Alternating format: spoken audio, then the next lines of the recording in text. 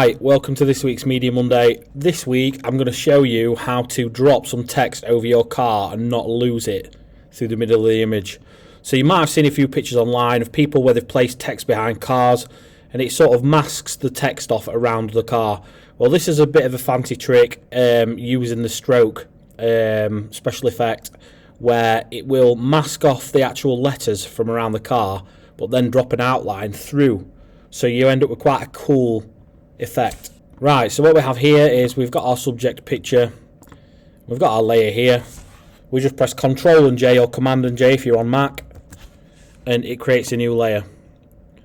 So we're just going to go to Select and Subject, and it's masked off our car. We're just going to go and trim that down just very slightly, neaten up these little edges.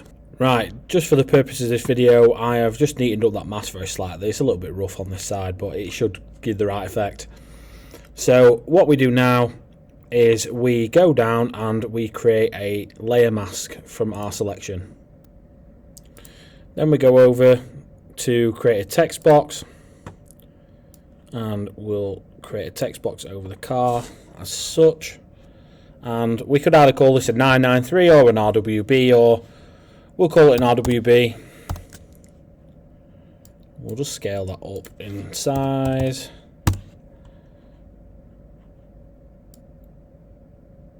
And just drop that over the car like that. And there we have it. We have the text over the car. So what we do, because we've created this layer mask, if you then drag the text underneath, it will go behind the car. So then what we do is we create another copy of this text layer with Ctrl J or Command J if you're on Mac. Now you can see the copy. If we drag the copy back up above that layer, the writing comes back. Then what we do is we drag the fill down to 0 and it goes back behind the car. So then what we do on this copy here, on the text copy, we then go down to FX down here and we press stroke. So then if you leave your settings at this 4, make sure the position on the outside of the blend mode is normal and the opacity is 100, and press OK.